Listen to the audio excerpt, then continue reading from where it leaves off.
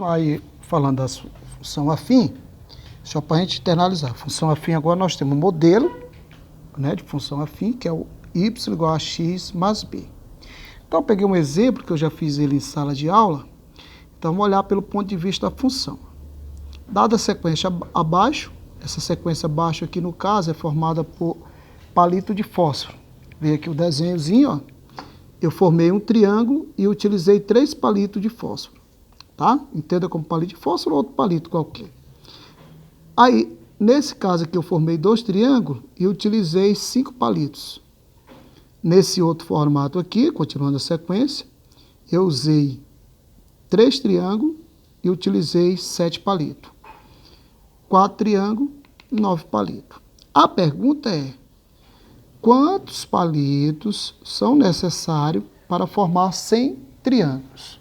Tá?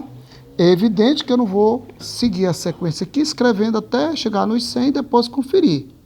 Não é esse o objetivo da questão. Então, de alguma maneira, nós temos que relacionar essas grandezas que estão aqui. No caso aqui, triângulo e número de palito. Aí, uma dica importante que você deve observar quando você está diante de sequência, né, de números, de fenômenos que ocorrem na natureza. Então, observar direitinho. Observe essa sequência aqui do número de palito. Ela está aumentando de 2 em 2. Tá?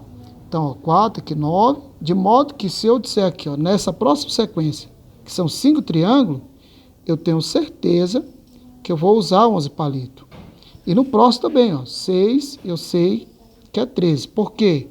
Porque eu sei que aqui o número de palito está seguindo uma sequência de forma ordenada e de forma constante, está aumentando de 2 em 2, tá? Então, o que isso quer dizer? Que se você olhar pelo ponto de vista das funções, ó, toda função, ó, que tem como característica uma taxa de crescimento ou decrescimento, no caso aqui está crescendo, né? Mas se estivesse decrescendo constante, você já tem ideia que trata-se de uma função linear, tá? Uma função do primeiro grau, ó.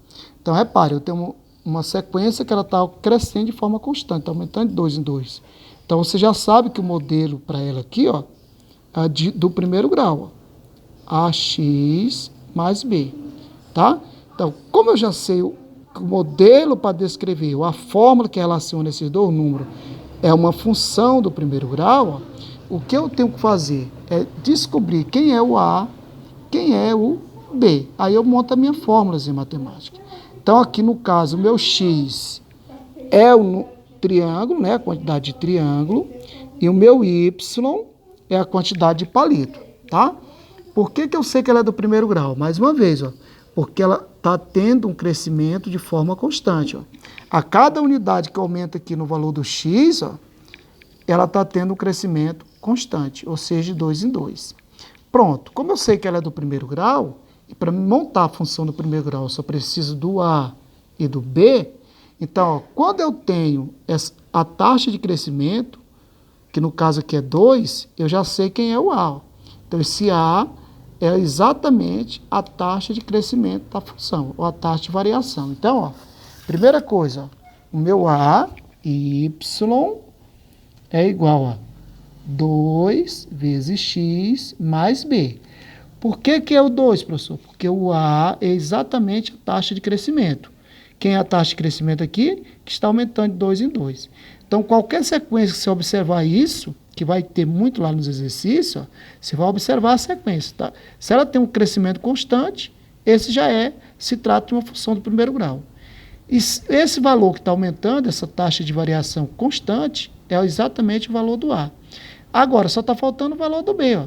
Então, como aqui ó, você determinou que o número de cima é o x e o de baixo é o y, basta você escolher qualquer um desse aqui. Ó. Eu vou escolher esse aqui. Ó. O que eu estou escolhendo aqui? Eu estou dizendo que o meu x é 3 e o meu y é 7. Então, eu vou botar aqui embaixo, ó, aqui na frente. Ó. O meu y é 7 e o meu x é 3. E aí eu quero achar o valor do b. Então, 7, 2 vezes 3 vai dar 6, mais b. Então, ó, trazendo 6 para o primeiro membro, vai ficar 7 menos 6 igual a b. 7 menos 6 dá 1. Então, o valor do B é 1. Então, qual é a minha função? Meu modelo da função aí é y igual a 2x mais 1. Qual a vantagem de eu ter obtido a fórmula? Porque agora eu posso responder a pergunta sem ter que fazer o desenho. Ficou de forma geral. Isso aqui representa o modelo matemático para essa sequência aqui de cima. Então, ó, qualquer quantidade de palito ou triângulo, eu posso determinar usando a fórmula. O que está perguntando aqui? Ó, quantos palitos são necessários para formar 100 triângulos? Lembrando que o 100 triângulo é o x. Então, é só pegar y, no lugar do x eu vou botar 100. Então, 2 vezes 100 mais 1. Então, 2 vezes 100 vai dar 200 mais 1. Então, são necessariamente 201 palitos.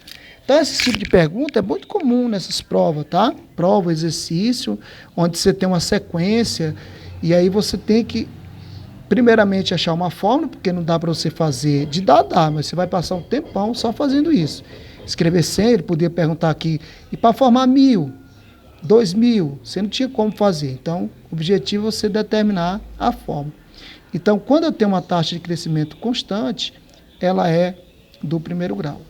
Outras situações que você vai usar bastante a função afim é na física, tá? Você deve ter estudado aí já na física, por exemplo, que no movimento uniforme, a função horária da posição, lá na física eles usam isso, ó, é S0 mais VT. Ó.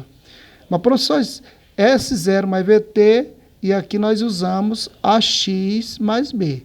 Tem diferença? Não. Ó. Aqui apenas a ordem está mudada. Ó.